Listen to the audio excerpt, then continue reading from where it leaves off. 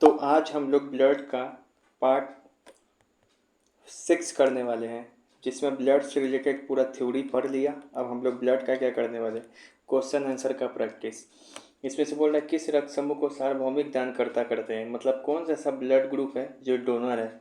मतलब ऐसा blood group चुनना है जो किसी को भी डोनेट कर सकता है, A B O A B किसी को। तो सबसे बड़ा डोनर कौन है, A blood group O, sorry blood group O, ये किसी को भी डोनेट कर सकता है।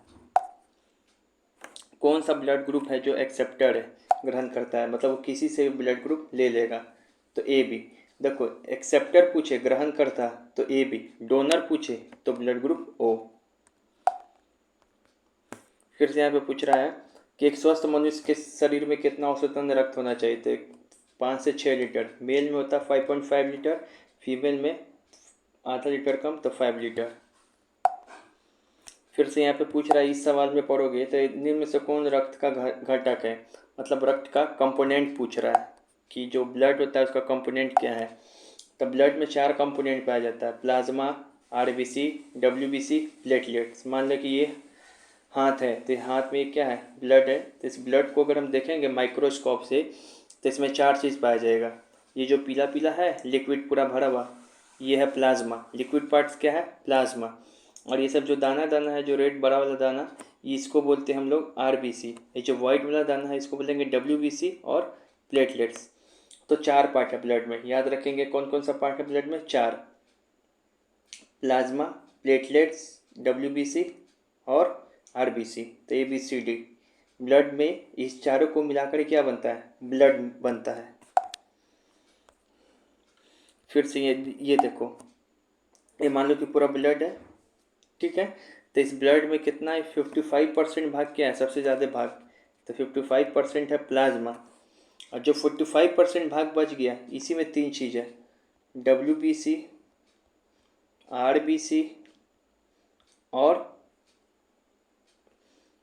प्लेटलेट्स। अब यहाँ पे जैसे सवाल पूछ रहा है, रुधिर में प्लाज्मा की मात्रा लगभग कितनी होनी चाहिए। देखो ब्लड में प्लाज्मा की मात्रा कितनी होनी चाहिए, तो ब्लड में प्लाज्मा की मात्रा होना चाहिए 55%।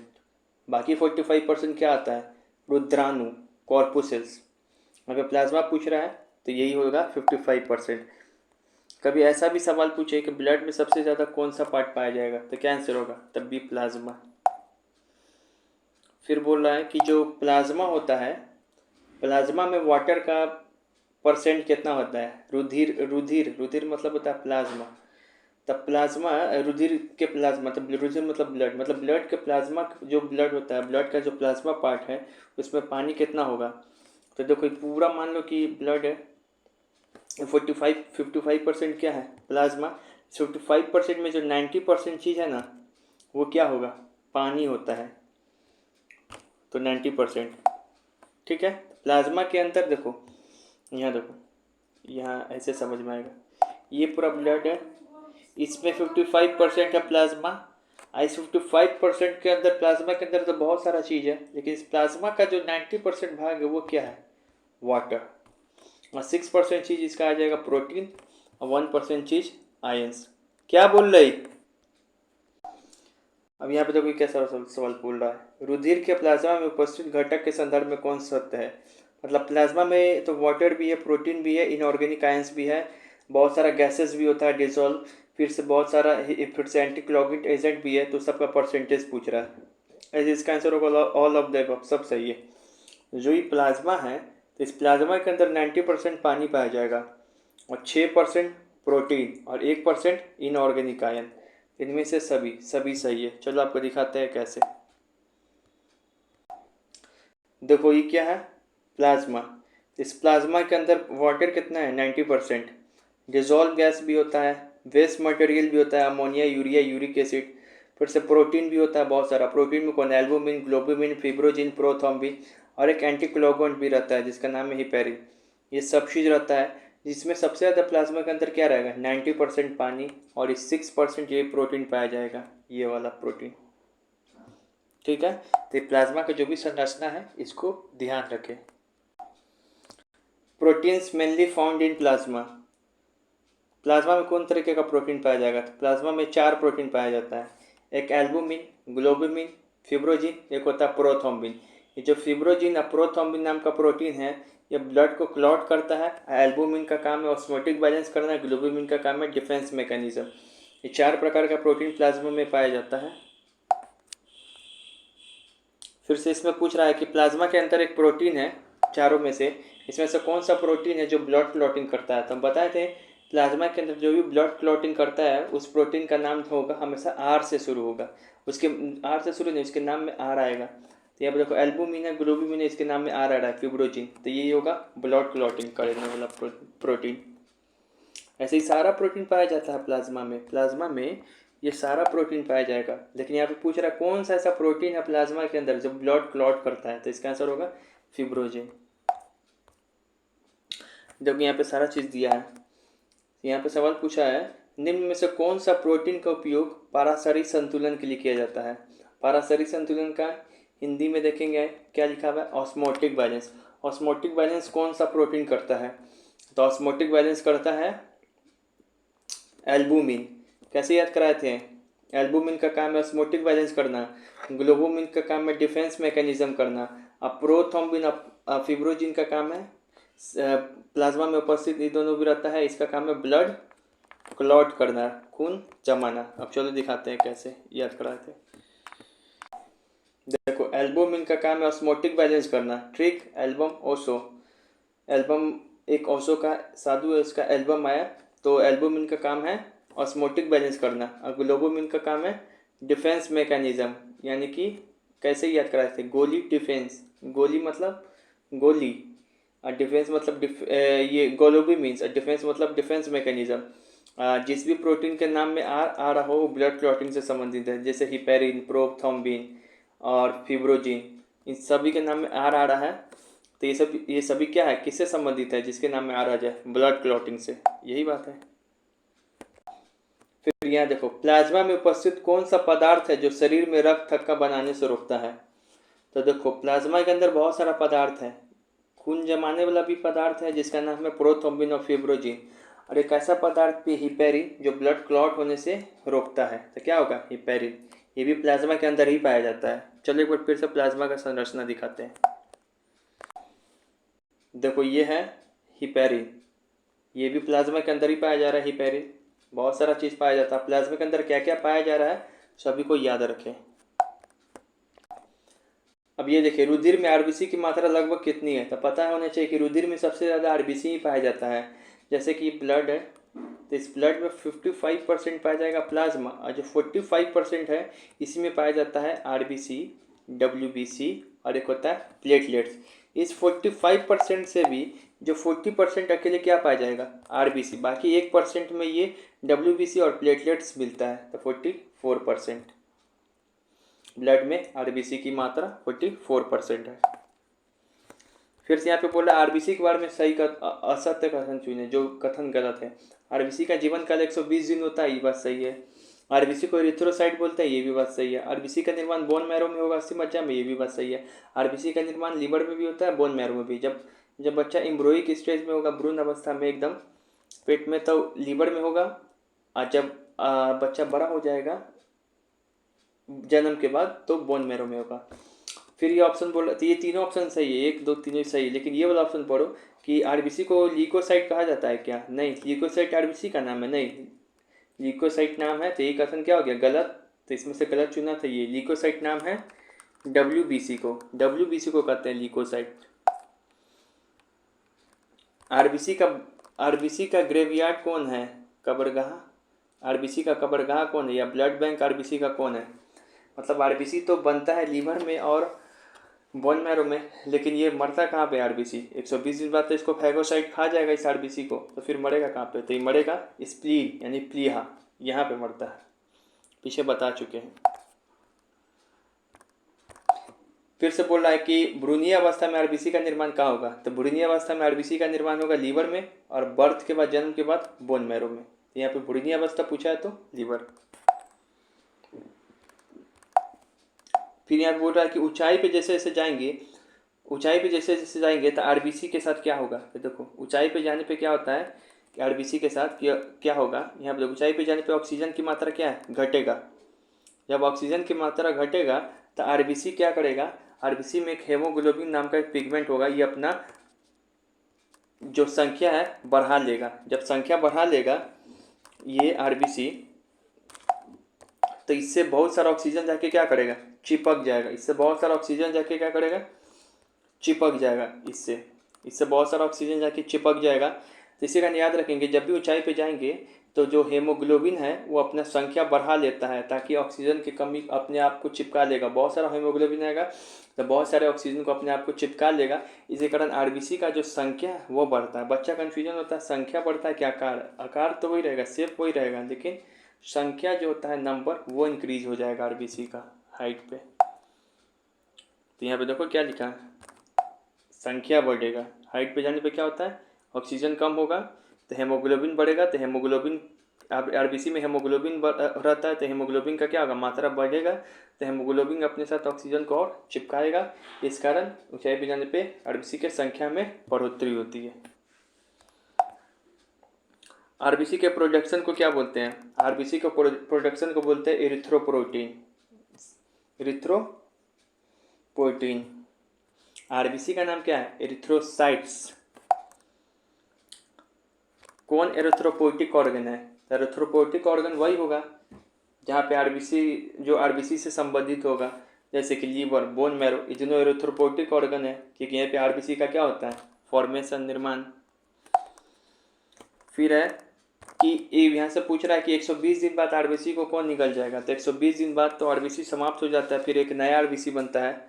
आरबीसी को निकल कौन जाता है, इसका नाम है फैगोसाइट्स। फिर से पूछ रहा है nucleus is found in RBC of. तो एक चीज़ याद रखेंगे, हमारे अंदर आरबीसी भी है, डब्ल्यूबीसी भी है, प्लेटलेट्स भी है। ये मान लो कि आरबीसी है, ये डब्ल्यूबीसी है, अब प्लेटलेट्स हैं। तो ना ही इसके अंदर न्यूक्लियस पाया जाएगा आरबीसी के अंदर, हमारे अंदर, ना ही प्लेटलेट्स के अंदर, लेकिन डब्ल्यूबीसी के अंदर न्यूक्लियस जिसको बोलते हैं केंद्रक, वो पाया जाएगा। तो हमारे अंदर ना ही आरबीसी में न्यूक्लियस पाया जाएगा, ना ही प्लेटलेट्स के अंदर, लेकिन डब्ल्यूबीसी के अंदर पाया जाएगा। लेकिन केवल एक ही ऐसा जानवर है जिसके आरबीसी में और प्लेटलेट्स में दोनों में न्यूक्लियस पाया जाएगा केंद्रक, उसका नाम है कैमल। तो याद रखेंगे कैमल। जबकि डब्ल्यूबीसी में हम लोग में भी न्यूक्लियस पाया जाएगा और सभी में न्यूक्लियस पाया जाएगा। तो एक सवाल भी पीछे पूछा जाता है, क्या किसी के आरबीसी या प्लेटलेट से डीएनए का पता लगा पाएंगे, तो बोलेंगे नहीं। क्यों, क्योंकि डीएनए जो है न्यूक्लियस के अंदर रहता है, और न्यूक्लियस जिसमें पाया जाएगा उसी से ना डीएनए पता चल पाएगा। तो न्यूक्लियस ना ही आरबीसी में रहता है हमारे, ना ही प्लेटलेट्स में। न्यूक्लियस तो हमारे डब्ल्यूबीसी में रहता है। केवल एक ही ऐसा जानवर है जिसके आरबीसी में न्यूक्लियस रहता है, उसका नाम है ऊँट, कैमल। फिर से यहाँ पे बोला which of the following is leucocyte. किसको ल्यूकोसाइट बोलते हैं, तो ल्यूकोसाइट किसको बोलते हैं, ल्यूकोसाइट बोलते हैं डब्ल्यूबीसी को। आरबीसी का नाम क्या है, एरिथ्रोसाइट। अब प्लेटलेट्स का नाम थ्रोम्बोसाइट। यहाँ पे फिलहाल ल्यूकोसाइट पूछा, तो ल्यूकोसाइट किसका नाम है, डब्ल्यूबीसी का। यहाँ पे है कि आरबीसी के बारे में गलत कथन, डब्ल्यूबीसी के बारे में गलत कथन चुनिए। डब्ल्यूबीसी के बारे में तो देखो, डब्ल्यूबीसी का समय 120 दिन होता है, गलत। डब्ल्यूबीसी का समय 3 से 4 ही दिन होता है। आरबीसी 120 दिन होता है समय। डब्ल्यूबीसी के पास कोई भी कलर पिगमेंट नहीं होता, इसी कारण क्या रहता है, कलरलेस। डब्ल्यूबीसी के पास न्यूक्लियस होता है, हाँ सिर्फ डब्ल्यूबीसी के पास ही तो न्यूक्लियस होता है, बाकी जो आरबीसी है या फिर प्लेटलेट्स है उसके पास न्यूक्लियस नहीं होगा। तो क्या आंसर हो जाएगा इसका, इसमें से गलत चुनना था, तो पहला वाला गलत है। पहला वाला किसके लिए सही है, 120 दिन जीवन काल किसका होता है, आरबीसी का। बाकी तीनों स्टेटमेंट डब्ल्यूबीसी के लिए सही है। ये सारा सवाल कहाँ से बना पा रहे हैं, तो चलो आपको वो चार्ट हम दिखा रहे हैं। ये सारे सवाल को हम यहीं से बना पा रहे हैं, जो आपको आरबीसी, डब्ल्यूबीसी या प्लेटलेट्स के बीच में एक चार्ट बनाए थे, इसी में से बना रहे हैं। चलो यहाँ पे पूछा है डब्ल्यूबीसी के कितने प्रकार होते हैं, तो डब्ल्यूबीसी के 5 प्रकार होते हैं। कैसे, मान लो कि डब्ल्यूबीसी है, इसको बताया था 2 आधार पे, एक ग्रेनुअल्स के आधार पे जिसमें कण पाया जाता है, एक बात है ए ग्रेनुअल्स के आधार पे जिसमें कण नहीं पाया जाता है। ग्रेनुअल्स के आधार पे 3 वो सिल्स नाम को बताते हैं, एसोफिल्स, बेसोफिल, न्यूट्रोफिल्स। एक ग्रेनुअल के आधार पे जिसको अकणकीय के आधार पे जिसमें कण नहीं पाया जाएगा, उसके आधार पे 2 चीज़ बताते हैं, लिम्फोसाइट और मोनोसाइट। तो 3 इधर 2 इधर, तो टोटल 5, यानी कि 5 प्रकार का WBC होता है। वो दिखाते, ये देखो WBC 5 प्रकार का होता है। रुको दिखाते हैं। देखो WBC बोले या ल्यूकोसाइट, ये कितने प्रकार का होगा? 5 प्रकार का। ग्रेनुअल्स यानी कि जिसके में ग्रेनुअल्स, जिसके में कण पाया जाएगा, उसके आधार पे 3 प्रकार का होता है, न्यूट्रोफिल्स, एसोफिल्स, बेसोफिल्स। ए ग्रेनुअल्स जिसमें कि कण नहीं पाया जाएगा, उसके आधार पे 2 होता है, लिम्फोसाइट, मोनोसाइट। टोटल 5 प्रकार का होता है WBC, जिसको ल्यूकोसाइट भी बोलते हैं, तो याद रखेंगे। चलो ये सवाल देखो, निम्न में से कौन कणिकीय WBC का एक प्रकार नहीं है? Which one of the following is not a type of granule WBC? देखो कणिकीय WBC के 2 प्रकार बताएं। एक कणिकीय के आधार पे जिसमें कण होगा, जिसमें ये कण होगा ऐसे ऐसे, उसको बोलेंगे ग्रेनुअल्स, और जिसके में कण नहीं होगा उसको बोलेंगे ए ग्रेनुअल्स। तो ग्रेनुअल्स के आधार पर बताए थे 3 प्रकार का WBC है, जिसके नाम में सिलसिल्सा है, न्यूट्रोफिल, एसोफिल, बेसोफिल्स। जिसके में कण नहीं है, जो ए ग्रेनुअल्स है, उसमें उसके नाम में आएगा लास्ट में साइट्स, जैसे लिम्फोसाइट और मोनोसाइट। जिसको में सिलसिल्सा है वो क्या हो जाएगा? ग्रेनुअल्स। तो क्या है जिसके नाम में सिलसिल्सा आ रही थी, तीनों क्या है? ग्रेनुअल्स।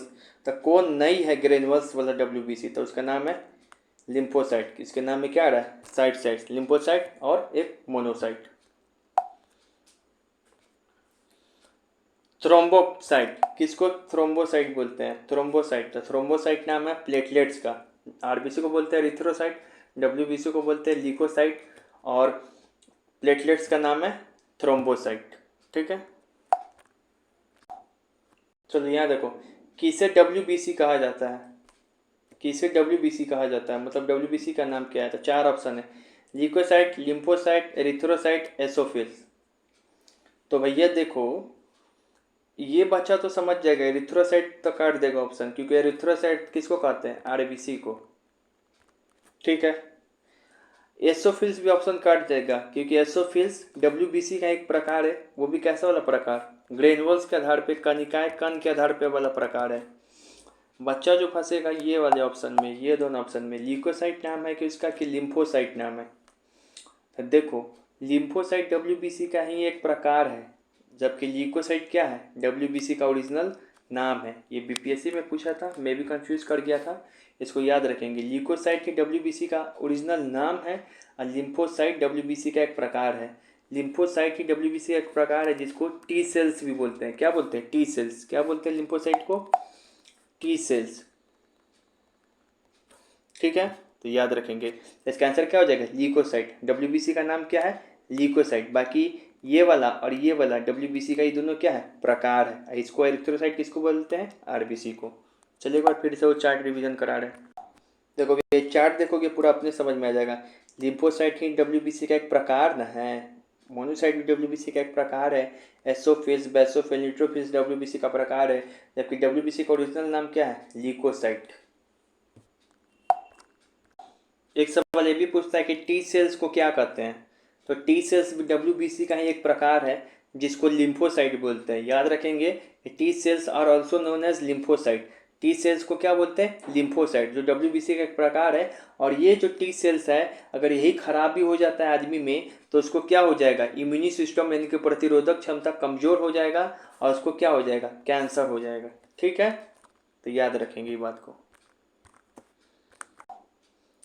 चलो ये भी बहुत अच्छा सवाल है।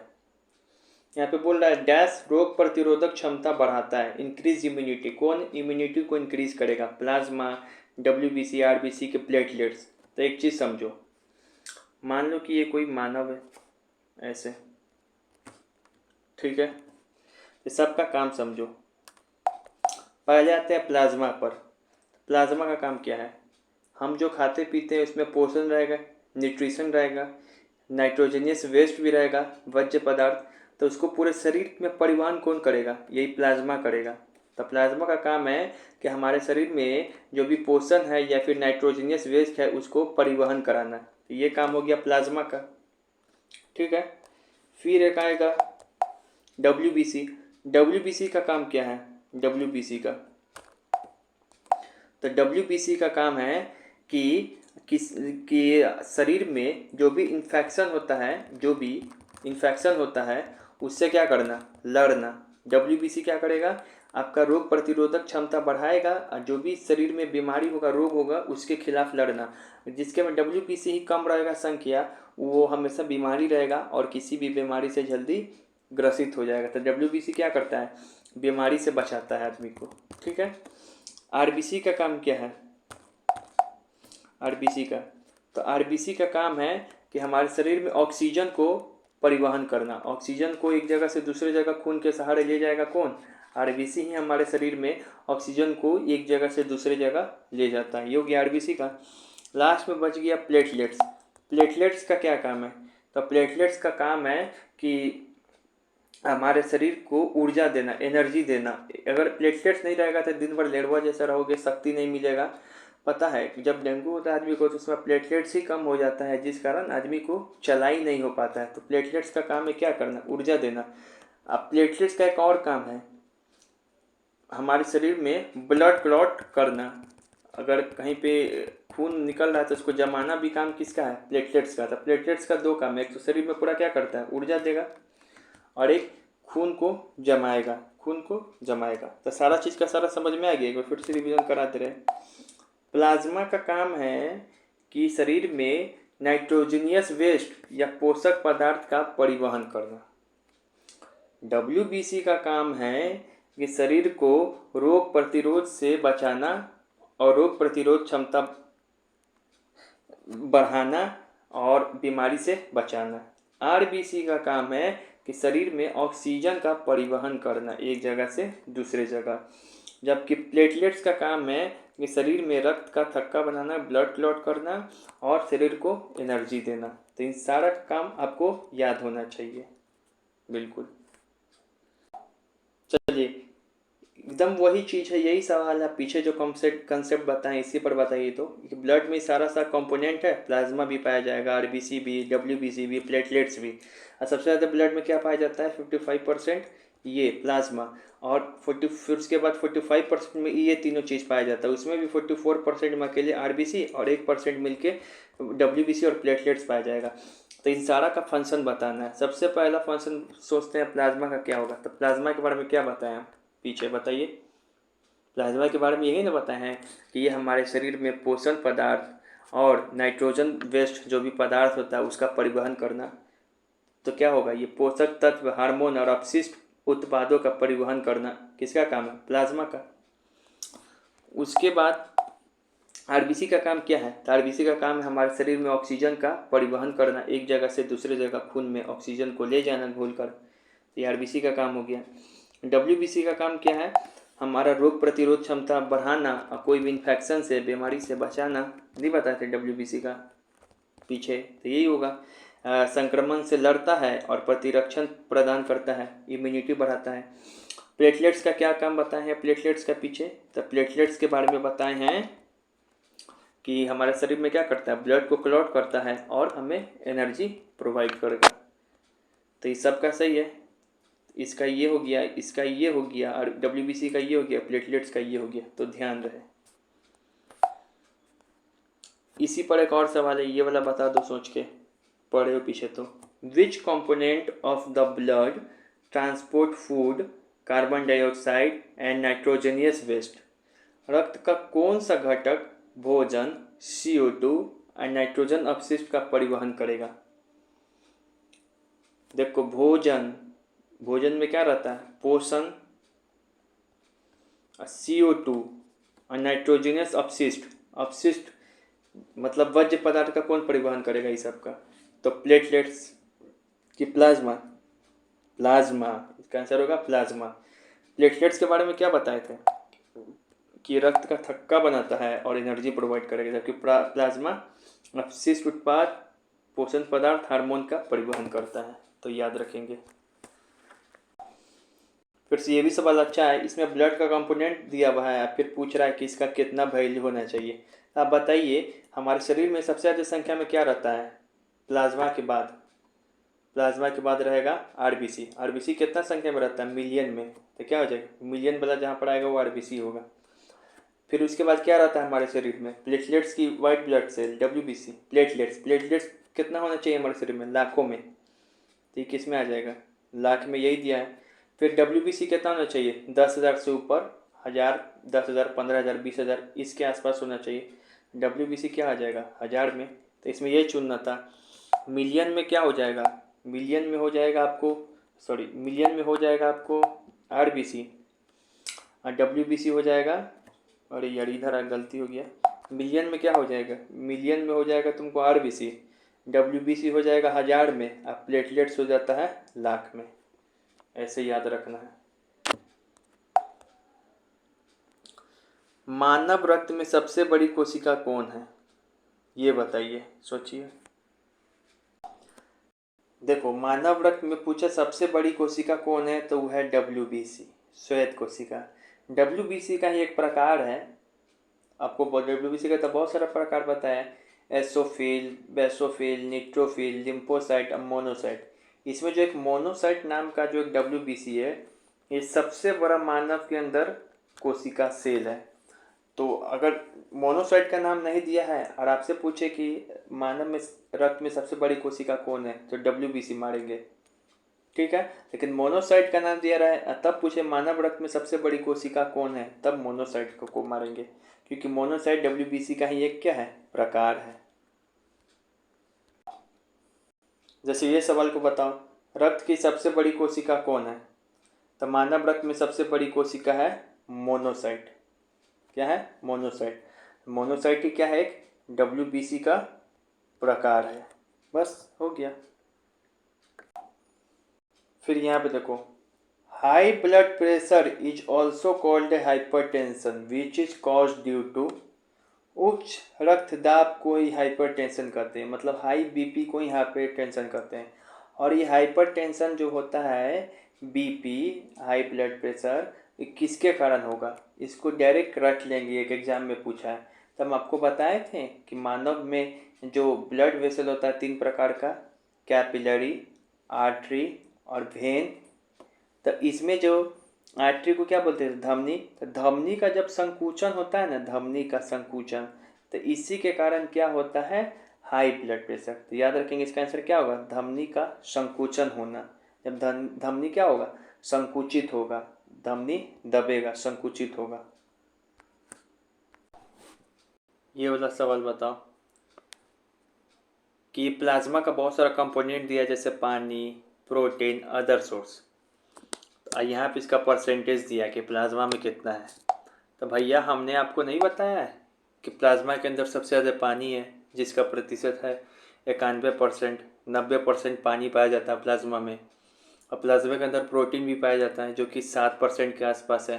प्लाज्मा के अंदर ये सब भी चीज़ पाया जाता है जो कि 1% के आसपास है। यही चीज़ है। चलो एक सवाल पूछते हैं। ये है WBC, ये है RBC, ये है प्लेटलेट्स। अच्छा हम तुमसे पूछे कि इस तीनों में कौन सबसे बड़ा है। सोचो, पीछे बताए हैं WBC, उसके बाद कौन बड़ा होता है, RBC, उसके बाद प्लेटलेट्स। तो ऐसे याद रखेंगे, सबसे बड़ा साइज होता है WBC का, उसके बाद होता है RBC का, उसके बाद होता है प्लेटलेट्स का। और WBC में भी सबसे बड़ा कौन WBC है, मोनोसाइट्स। याद है, थोड़ा देर पहले तो हमसे क्यों कराएं, मोनोसाइट्स। ये सवाल सोच के बताओ, how many oxygen molecules can one haemoglobin molecule carry. एक हेमोग्लोबिन अणु कितने ऑक्सीजन अणुओं को वहन करता है।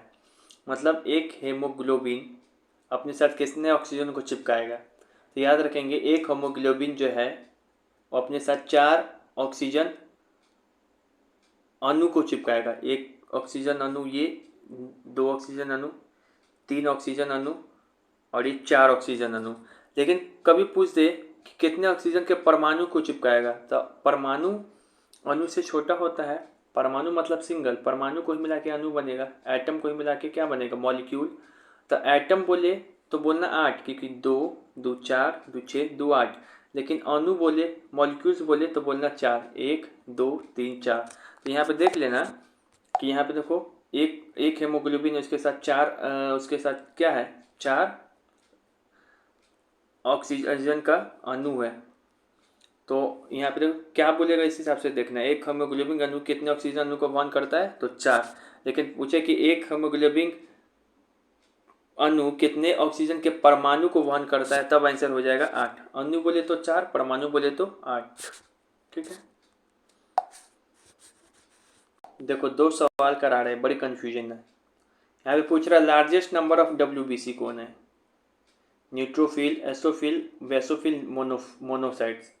देखो लार्जेस्ट नंबर पूछ रहा है, मतलब कि सबसे ज़्यादा संख्या कौन प्रकार के WBC का पाया जाएगा, इसका आंसर होगा न्यूट्रोफिल्स।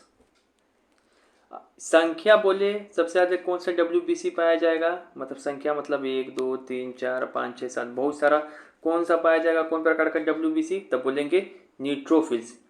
लेकिन साइज पूछे कि सबसे बड़ा साइज कौन सा WBC का है, तब आ जाएगा मोनोसाइट्स। यहाँ पे देखना क्या एग्जामिनर पूछना चाह रहा है, संख्या पूछे तो क्या बोलेंगे न्यूट्रोफिल्स। सबसे ज़्यादा यही WBC का प्रकार है जो सबसे ज़्यादा संख्या में पाया जाएगा। ठीक है, which one of the following is the largest white blood cell. लेकिन सबसे बड़ा WBC पूछे कौन है, सबसे बड़ा WBC, सबसे बड़ा पूछ रहा है, तो सबसे बड़ा कौन है, मोनोसाइट्स। क्या है, मोनोसाइट, ये लार्जेस्ट WBC है। अभी WBC का जीवन काल कितना होता है, तो 12 से 20 दिन। 120 दिन किसका होता है, RBC का। तो यही चीज़ है। ये सवाल देखिए, यहाँ पे बोल रहा है श्वेत कथन और कारण का सवाल है। श्वेत वाइट ब्लड सेल के बारे में, श्वेत रक्त कोशिकाएं रोग उत्पादक जीवों से लड़ने में सहायता करती है, ये कथन है। और कारण बोल रहा है एक श्वेत रक्त कोशिका अपना आकार बदल लेती है। तो देखो ये दोनों कथन सही है कि जो वाइट ब्लड सेल होता है वह रोग से तो लड़ता है। अब वाइट ब्लड सेल का अपना कोई आकार भी नहीं रहता है, WBC का तो एकदम गोल रहेगा, अब प्लेटलेट्स ऐसे लेंस टाइप का रहेगा, और WBC का तो कोई आकार ही नहीं रहता। ये बात सही है, दोनों सही है। लेकिन WBC रोग से क्यों लड़ता है, इसका कारण यही है कि अपना आकार बदल देगा, मतलब दुश्मन के साथ छलावा कर लेगा, अपना हुलिया बदल देगा। और हुलिया बदल के क्या करेगा, जो भी रोग है, जो भी कीटाणु है, उसके ऊपर क्या करेगा कि उसके ऊपर अटैक करेगा। तो ये एक भी सही, एक कथन भी सही है और कारण भी सही है, कथन कारण की व्याख्या करता है, ये भी सही है। यहाँ पे देखिए all of the following are the type of leucocyte expect, मतलब इसमें से जो भी दिया हुआ सारा ल्यूकोसाइट है, केवल एक को छोड़ के, किसको छोड़ के, तो भैया ल्यूकोसाइट जब भी बोल रहा है तो ल्यूकोसाइट का मतलब क्या होता है, WBC। और WBC का प्रकार हम बता ही दिए, ग्रेनुअल्स के आधार पे जिसके नाम में फिल्स आएगा वो होगा, तो फिल्स ये आएगा इसमें, ये WBC है। और साइट के आधार पे बोले ये ग्रेनुअल के आधार पे 2 प्रकार का WBC होगा जिसमें कणिका नहीं पाया जाएगा, एक है लिम्फोसाइट, एक है मोनोसाइट, एक है लिम्फोसाइट, एक है मोनोसाइट। ये बच गया एरिथ्रोसाइट। एरिथ्रोसाइट क्या है, RBC का नाम है, तो ये RBC है, बाकी ये तीनों ल्यूकोसाइट है, यानी कि WBC है। WBC का सॉल्व करने के लिए सवाल एक ही चार्ट को आपको प्रकार का याद रखना है, ये वाला चार्ट मैंने बार बार बताया है, कहाँ चला गया ये वाली चार्ट, आप इसको घोर के पी जाए, यहीं से सारा सवाल बनेगा। पूछेगा इसमें WBC का प्रकार कौन, तो ये सब बता देना। सबसे बड़ा WBC पूछे कौन, तो मोनोसाइट। सबसे ज़्यादा संख्या में पाया जाने वाला WBC कौन है, तो न्यूट्रोफिल्स। बस चलो ये बताओ, RBC के सतह पे एक विशेष प्रकार का प्रोटीन पाया जाएगा, ग्लाइकोप्रोटीन, इसको क्या कहेंगे। तो देखो भैया ये पूरा RBC है, ये लाल वाला RBC है, इसके सतह पे एक प्रोटीन पाया जाता है RBC के सतह पे जिसका नाम है एंटीजन। तो RBC के सतह पे जो प्रोटीन पाया जाएगा उसका नाम है एंटीजन। और जो प्लाज्मा के सतह पे जो प्रोटीन पाया जाएगा, प्लाज्मा पीला कलर का होता है ब्लड के अंदर, ये प्लाज्मा है, इस प्लाज्मा के सतह पे जो प्रोटीन पाया जाएगा उसका नाम है एंटीबॉडी। ठीक है, तो RBC की सतह पे जो प्रोटीन पाया जाएगा उसको रख लीजिए, उसका नाम है एंटीजन। और प्लाज्मा की सतह पे जो प्रोटीन पाया जाएगा उसको भी रख लीजिए, उसका नाम है एंटीबॉडी। ठीक है, ये सवाल बताओ, in which of the following blood group will have both antigen A and B as well as no antibodies. निम्न में से किस रक्त समूह में एंटीजन A और B दोनों होगा लेकिन कोई भी एंटीबॉडी नहीं होगा। तो अब मतलब आपको ऐसा ब्लड ग्रुप बताना है, ये चारों ब्लड ग्रुप होता है, ऐसा ब्लड ग्रुप बताना है जिसके पास एंटीजन तो दोनों हो, एंटीजन दोनों हो, लेकिन एक भी एंटीबॉडी नहीं हो, तो क्या होगा? हम बताए थे एक ही ब्लड ग्रुप है जिसके पास दोनों एंटीजन होगा लेकिन एक भी एंटीबॉडी नहीं होगा, वो क्या है? Blood group A B. ठीक है, दिखाते हैं। देखो, ब्लड ग्रुप ए बी के पास दोनों एंटीजन है लेकिन एक भी एंटीबॉडी नहीं है। ठीक है, लेकिन ब्लड ग्रुप ओ के पास एक भी एंटीजन नहीं है लेकिन दोनों एंटीबॉडी है। तो क्या सवाल पूछ रहा है, इसको याद रखना। अगर कभी पूछ दे कौन सा ऐसा ब्लड ग्रुप है जिसके पास कोई भी एंटीजन नहीं है लेकिन दोनों एंटीबॉडी है, तब ब्लड ग्रुप ओ आंसर होगा। लेकिन ऐसा पूछ दे कौन सा ब्लड ग्रुप है जिसके पास दोनों एंटीजन है लेकिन एक भी एंटीबॉडी नहीं है, तो वो आंसर होगा ब्लड ग्रुप ए बी। तो याद रखना, ये तो हम बता ही दिए सब। तो इस चैप्टर में मैंने ब्लड से रिलेटेड सारा सवाल को सॉल्व करवाया है। एक पार्ट और आएगा जिसके अंदर लास्ट पार्ट है, उसमें पढ़ेंगे हम लोग ब्लड ग्रुप के बारे में और लिम्फ के बारे में, लसिका जिसको बोलते हैं। ठीक है, और ब्लड क्लॉटिंग भी उसी में पढ़ेंगे कि ब्लड क्लॉट कैसे होता है। Bye, all the best.